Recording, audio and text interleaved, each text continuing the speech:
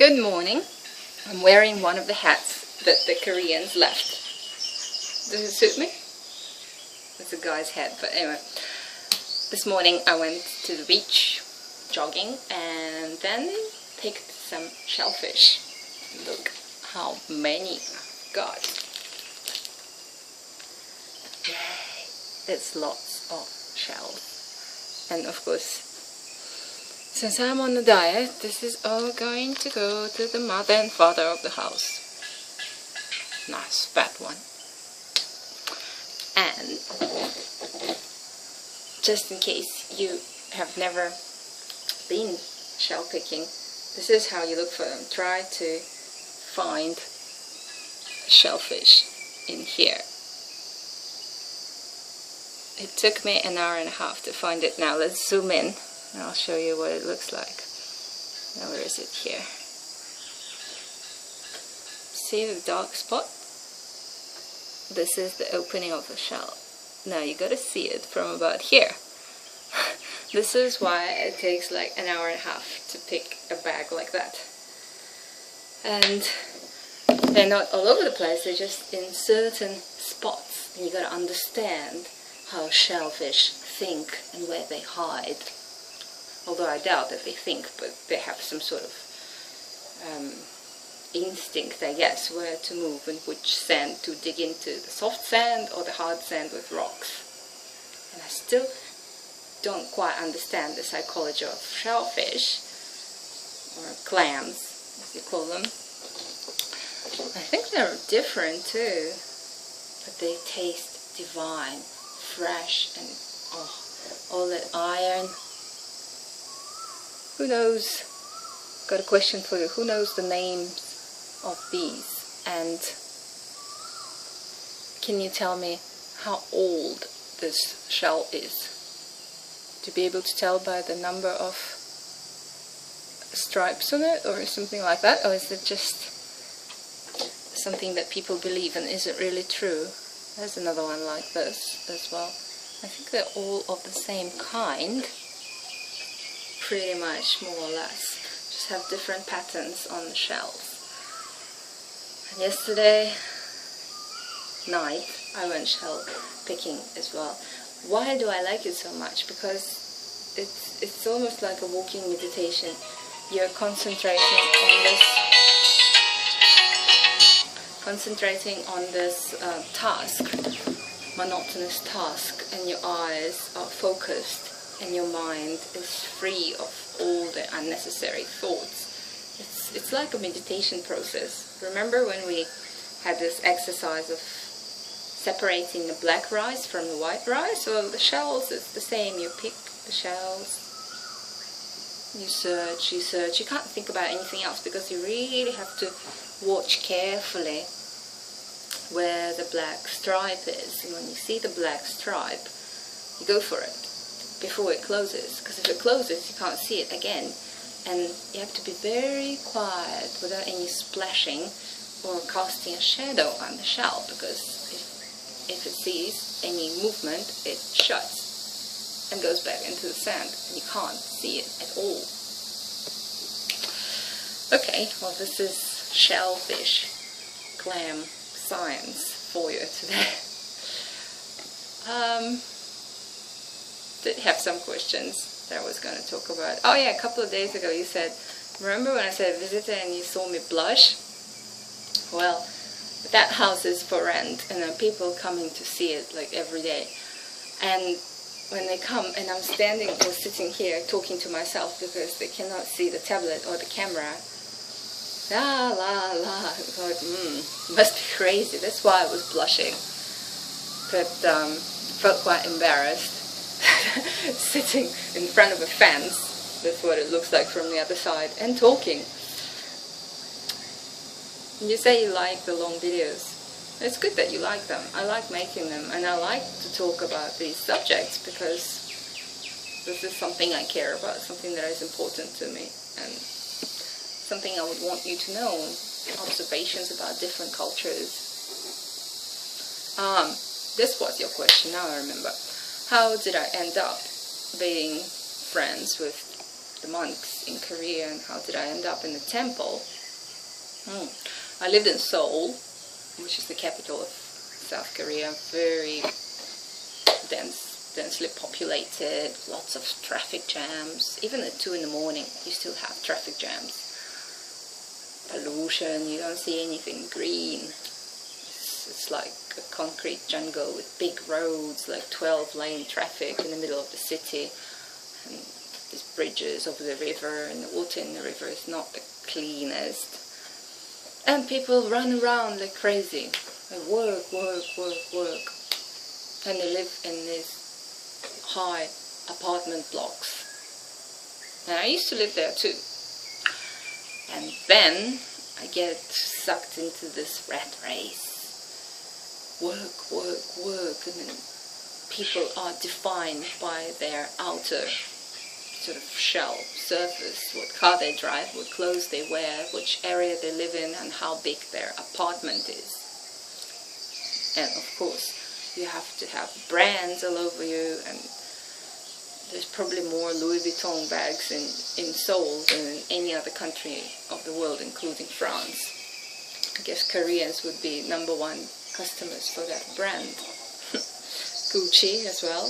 Yeah, Chanel probably. There is money. People work all the time and they don't rest and they don't really spend their money. So what else is there to spend on but these expensive objects? Objects that are highly overpriced, but everybody knows the value. So once you carry a bag like that, people think, oh, she must be rich. Oh, she drives an S500, so she must be rich. And that kind of thought seems to be very taking over the society, that people try to show off. People would rent a house because nobody really knows if you're renting it or you own it, but buy a very big expensive car on hire purchase just so that people can see that you have something, although you don't really have it and you're struggling with the monthly payments, but on the outside it looks like you are rich. And friends, soul friends are all like that. There's nobody spiritual, there's nobody who thinks outside of this rat race because they're so busy rushing around and getting good jobs that pay a lot of money and doing really well to hold on to their position, to climb up the ladder, to do some business, to survive in the business environment because it's very, very competitive. And what? Nothing. Where is the value in that? Where is the fun in that? It is fun, but you get so much stress for it. It's like being in a sort of marathon, running all the time. There are people next to you and you're getting exhausted, but you're still running because you don't want to lose. You can walk and people look at you like crazy. Is that why you're walking? We're all running. We're supposed to get there somewhere. We don't know where, but you can't walk. We don't want to be friends with you because you're the walker. You can't really push any sort of philosophy like, yeah, I'm going to drive this old crappy car because I think that it's not about showing off, and what we are on the inside is much more important to be a kind, nice person. What sort of looks do you get? She must be nuts. You go see a psychiatrist if you talk like that.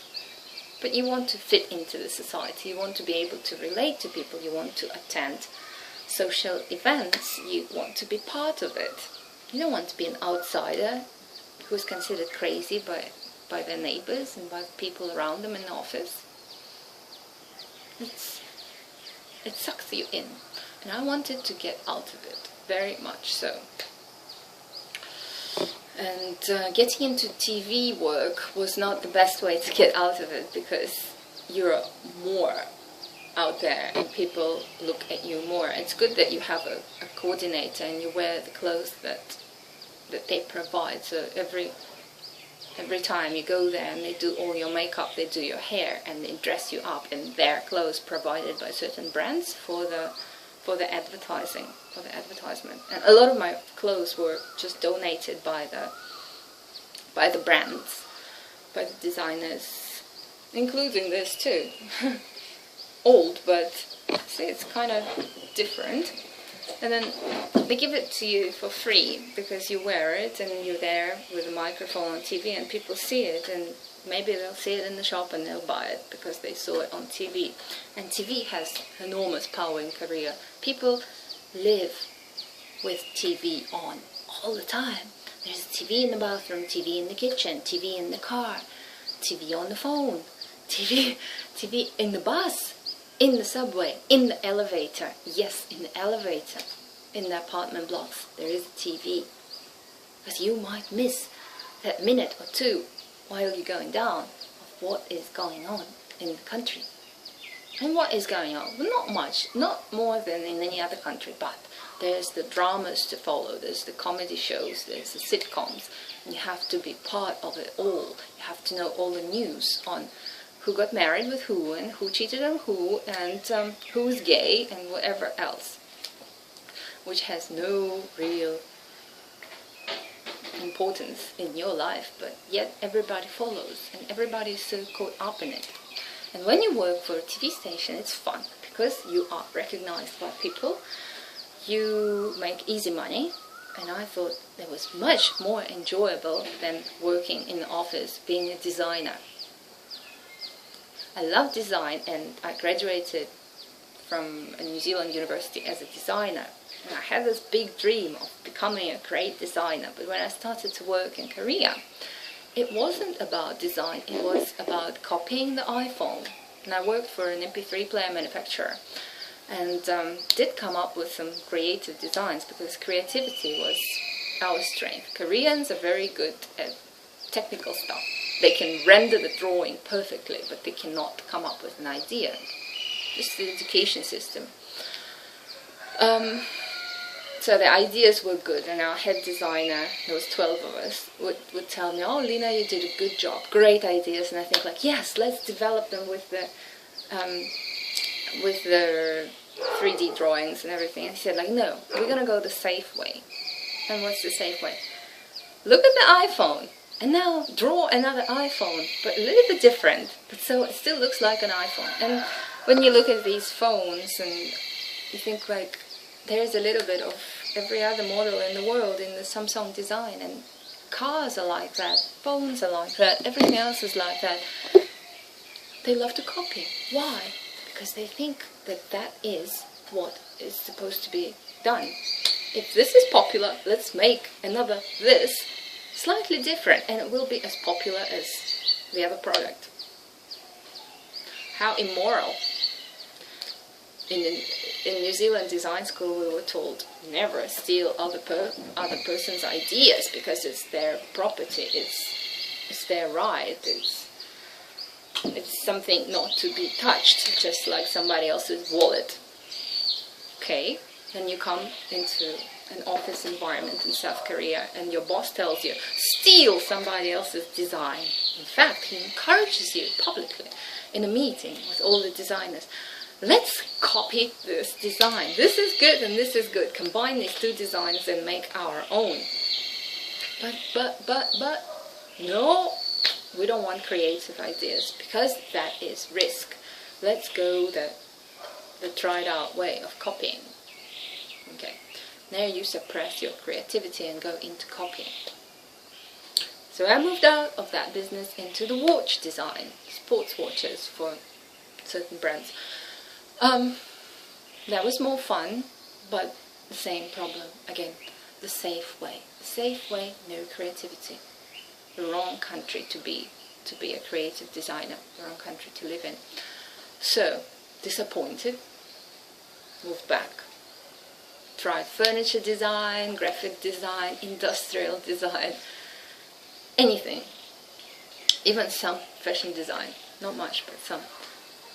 And faced the same problem. Out into TV. TV, fun. Why? Travel programs, great.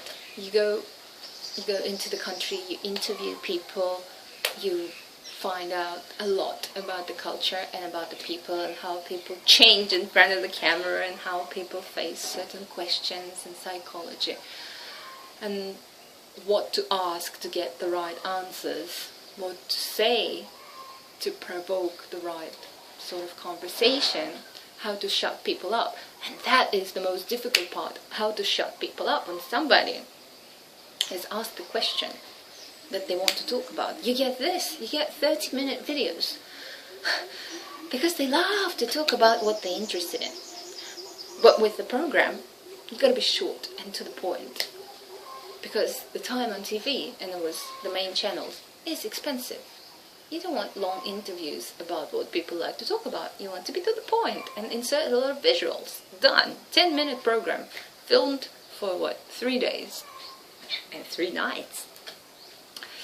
TV work was hard because you start at 4 or 5 in the morning, you drive a lot, you sleep God knows where, if you sleep. Sometimes you don't sleep because you are late and you have to film in a room with lights at night. And then outside, when it's the sunrise, the lighting is so beautiful because it's still a low angle, and the PD tells you, we gotta start now, we gotta start now, we're gonna lose the light because it's so orangey yellow, look at it, look how the trees reflect the light.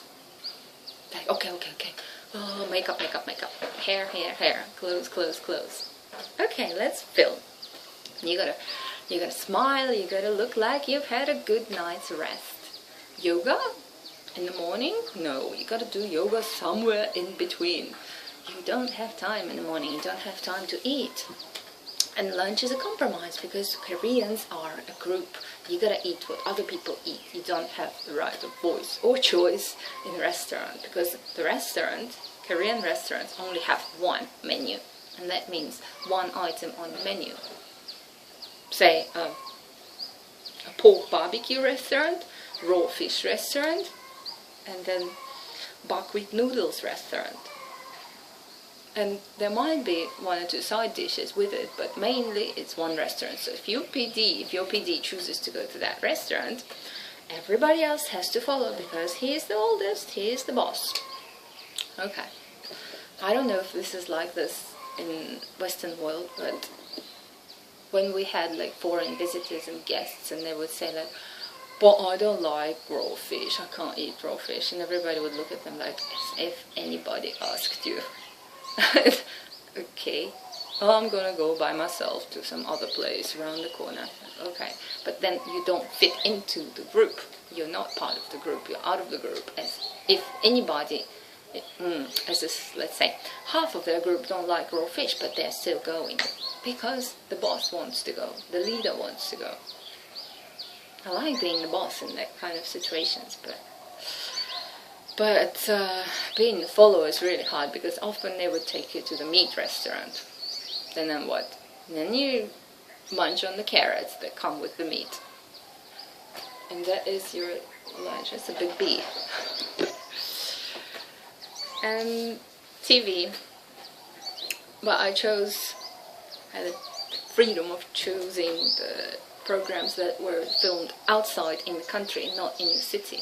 I hated the city. After a few years in the city, I was so fed up with it, so fed up with the traffic. And if you live close to work, it's still an hour and a half in traffic every morning and every evening back home. And every evening isn't 5 or 6 p.m. Koreans never finish work at 5 or 6 p.m. They finish work late, like really late. When you get home, it's time to sleep. Not only Lena time to sleep, but everybody else's time to sleep. That means midnight. Midnight, or 11 if you're early. 10 if you are lucky and your boss left the office first, early today. So you could go home. So by the time you get home, you're so tired of all the traffic and all the tension at work, because it's always fast, late, no time to do this, no time to do that. The country progressed enormously in the last 5-10 years. This is where it comes from. People work really fast and really a lot. They would tell you deadlines which are incredible to most people, because this is not enough to finish something, but for Koreans it is, and they will work at night, and it's normal. This is why Korean men die early of heart attacks and women live long and healthy. on the average, it sort of evens out. But women live a lot longer because they don't have this work stress. And being a single professional woman in Korea is hell. First, you get sexual harassment because women are not treated like they're treated in New Zealand.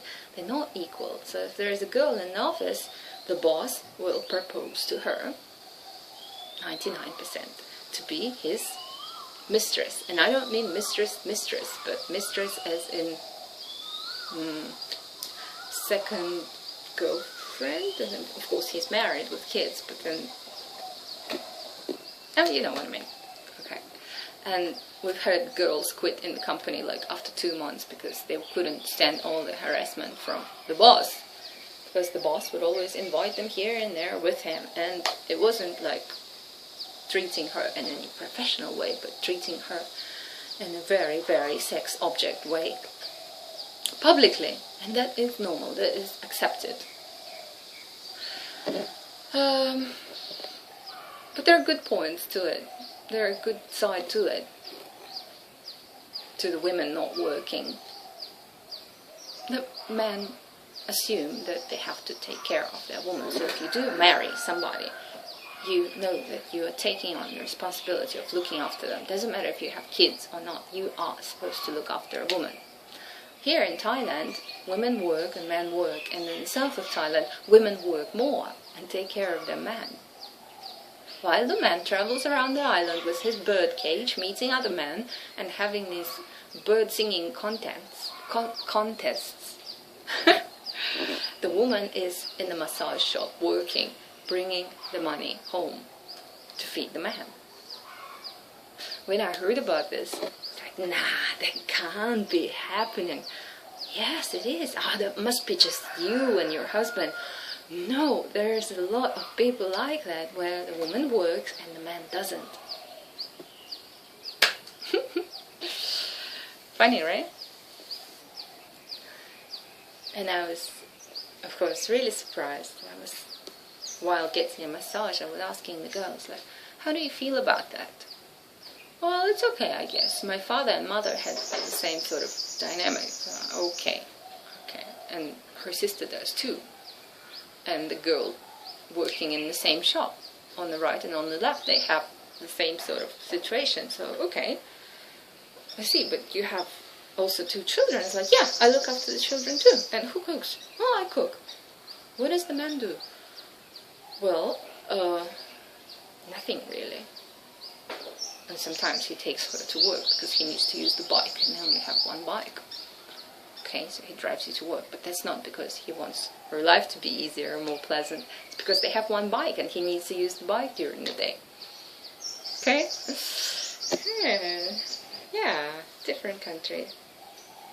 Then why do I choose Thailand over Korea? In Korea there would have been a very comfortable life from a woman's point of view. What do you do all day? You go to the morning yoga class. You know, I used to take morning yoga class and aerobics, 2 in a row. And there would be just women in class because all men are at work. We had one guy. And it was an exception, but just women. Not because it's a class for women, but because men are at work and women are looking after themselves. They get up, have all their whatever they do, shower, makeup time, and then come to the class and stretch and enjoy looking after themselves, and then do aerobics, a bit of dancing, a bit of fun, and then they have lunch together in a group, chatting, and then maybe a trip to the temple, again to socialize, more or less, not because they're very religious, it's a social thing, like a lot of people go to church to socialize. Same thing. And I thought, wow, I'm so happy in this kind of society. It's really making sense. Well, what about here? It doesn't matter about the society. There is still people who match this sort of view and not the Thai sort of view. But when you think about it, okay, if you have a Thai wife, she will probably still work. She will bring money home. And she will do the shopping, look after the kids, and clean the house, and make food. Sounds wonderful, doesn't it? But something is not quite right. Something doesn't sit right. Well, at least with me. And I hope it doesn't sit right with you either. Right? Okay, I gotta go give the shells to... Who is that? Oh, the guys are building the swimming pool again. That means noise. Anyway. Have a good day, and